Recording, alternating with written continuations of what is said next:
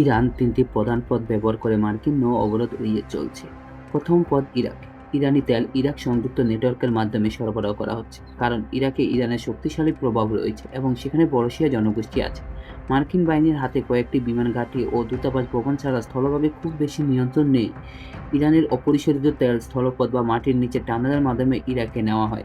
সেখানে এটি অন্য তেলের সঙ্গে মিশিয়ে নতুন নাম এবং নতুন কাগজপত্র তৈরি করে বাজারে বিক্রি করা হয়।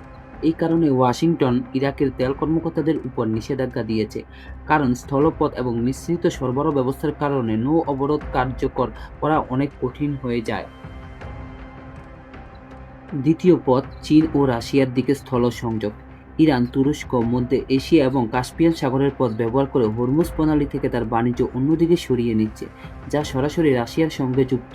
ফলে সমুদ্রপথ বন্ধ থাকলেও পণ্য, জ্বালানি এবং গুরুত্বপূর্ণ সরঞ্জাম সরবরাহ চালু থাকে।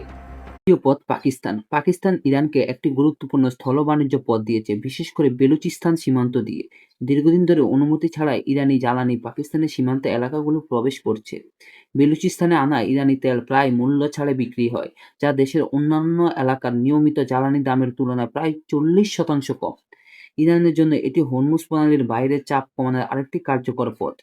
সুতরাং আমেরিকা জলপথ সামুদ্রিক নিয়ন্ত্রণ প্রতিষ্ঠা করতে পারে, কিন্তু ইরান তার অর্থনীতি সচল রাখতে রাস্তা, রেলপথ, বন্দর, কাগজপত্র এবং বিকল্প গোপন পথ ব্যবহার করছে।